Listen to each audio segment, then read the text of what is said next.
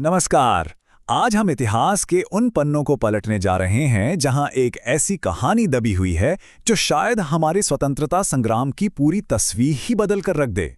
जब भी भारत के पहले स्वतंत्रता संग्राम की बात होती है तो हमारे दिमाग में सबसे पहले क्या आता है? जाहिर है 1857 की क्रांति, है ना?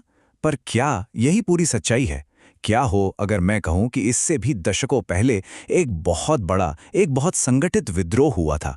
चलिए आज इसी सवाल की तह तक चलते हैं। अच्छा, तो इस कहानी को समझने के लिए ना सबसे पहले हमें मिलना होगा इसके असली नायकों से। ये थे उड़ीसा के पाइका योद्धा। तो सवाल ये उठता है कि ये पाइका आखिर थे कौन? देखिए, पाइका असल में उड़ीसा के पारंपरिक योद्धा थे। मतलब एक तरह से उनकी दोहरी जिंदगी थी। जब शांति का समय होता तो वो खेती किसानी करते थे, और जैसे ही युद्ध का बिगुल बजता वो अपने राज्य की रक्षा के लिए सैनिक बन जाते थे। और समाज में इनका रुतबा बहुत ऊंचा था। सोचिए, अपनी सैन्य सेवा के बदले में उन्हें सरकार से टैक्स फ्री जमीनें मिलती थीं, तो वो सिर्फ सैनिक ही नहीं थे बल्कि जागीरदार भी थे। और जानते हैं, जब लड़ाई नहीं हो रही होती तो अपने इलाके में शांति और व्यवस्था बनाए रखने की जिम्मेदारी भी इन्हीं की थी।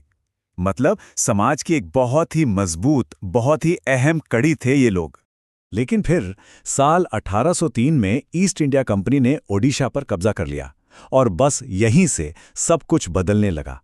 चलिए देखते हैं कि कैसे अंग्रेजों की नीतियों ने एक ऐसी चिंगारी को हवा दी जो आगे चलकर एक बहुत बड़े विद्रोह की आग बनने वाली थी।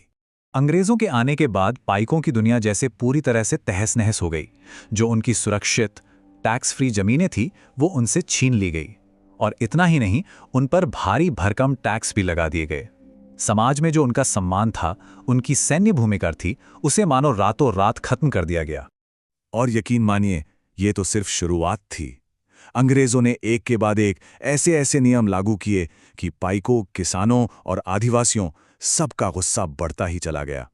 उनकी जमीनें छीनी, उन पर भारी लगान थोप दिया गया। अरे यहां तक कि नमक जैसी मामूली और जरूरी चीज पर भी टैक्स लगा दिया। एक पूरी की पूरी विदेशी व्यवस्था उन पर लाद दी गई, जिसने उनके स्थानीय राजाओं और सदियों पुरानी परंपराओं सबको कमजोर कर दिया।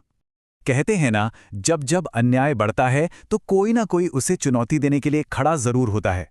और इस कहानी में वो नायक थे बख्शी जगबंधु। वो खुर्दा के राजा के पूर्व सेनापति थे, और उनका गुस्सा सिर्फ दूसरों के लिए नहीं था, उनका अपना व्यक्तिगत नुकसान भी बहुत बड़ा था। सोचिए, अंग्रेजों ने उनकी अपनी पुश्तैनी जमीनें तक छीन ली थी। बस इसी निजी और सामूहिक अन्याय ने उन्हें सबको एकजुट करने की प्रेरणा दी। तो चलिए अब सीधे चलते हैं उस साल में जब ये गुस्सा एक ज्वालामुखी की तरफ फटा। साल था 1817, और ये था बख्शी जगबंधु का विद्रोह। ये विद्रोह सच में जंगल की आग की तरह फैला। मार्च 1817 में इसकी शुरुआत हुई खुर्दा इलाके से, और आप अंदाजा लगाइए, सिर्फ एक महीने के अंदर अंदर विद्रोहियों ने ब्रिटिश सत्ता के हर प्रतीक पर हमला करना शुरू कर दिया। देखते ही देखते ये विद्रोह पुरी और कटक जैसे बड़े बड़े सेंटर्स तक जा पहुंचा। और ये कोई छोटा मोटा विरोध प्रदर्शन नहीं था, बिल्कुल नहीं। ये ब्रिटिश शासन पर एक सीधा ऑर्गेनाइज्ड हमला था। विद्रोहियों ने पुलिस थानों पर हमला बोला, सरकारी खजाने लूट लिए, और जो प्रशासनिक दफ्तर थे उन्हें आग के हवाले कर दिया। हालत ये हो गई थी कि कुछ समय के लिए तो उन्होंने कई इलाकों से अंग्रेजी हुकूमत का नामो निशान मिटा दिया था। लेकिन इतनी बड़ी बगावत का जवाब भी उतना ही जबरदस्त और क्रूर होना था।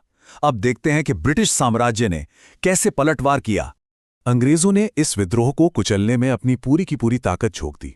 एक बहुत बड़ी और कहीं बेहतर हथियारों से लैस सेना भेजी गई। फिर पूरे ओडिशा में चुन चुनकर विद्रोहियों और उनके नेताओं को ढूंढा गया। सजाएं वो तो बेहद क्रूर थीं।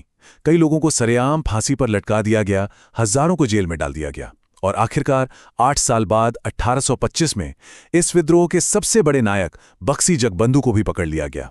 तो हाँ, विद्रोह को बहुत बेरहमी से कुचल दिया गया था। लेकिन क्या कहानी यहीं खत्म हो जाती है? नहीं, इसकी जो विरासत है वो आज भी जिंदा है। तो चलिए अब समझते हैं कि पाइका विद्रोह आज भी हमारे लिए इतना महत्वपूर्ण क्यों है। 200 साल, जरा सोचिए, 200 ये सिर्फ एक नंबर नहीं है। साल 2017 में भारत सरकार ने खुद इस महान विद्रोह की 200वीं वर्षगांठ मनाई और इसके राष्ट्रीय महत्व को स्वीकार किया। तो इसका ऐतिहासिक महत्व क्या है? सबसे पहली बात, ये 1857 की क्रांति से पूरे 40 साल पहले हुआ एक बहुत बड़ा संगठित और सशस्त्र विद्रोह था।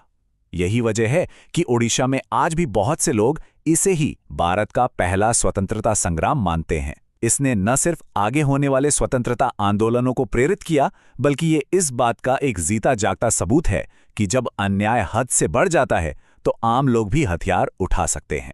तो असल में ये सिर्फ पाइका योद्धाओं का विद्रोह नहीं था, नहीं, ये ब्रिटिश शासन के जुल्म और शोषण के खिलाफ वहां के किसानों, आदिवासियों और हर आम इंसान की एक सामूहिक आवाज थी, एक सामूहिक प्रतिक्रिया।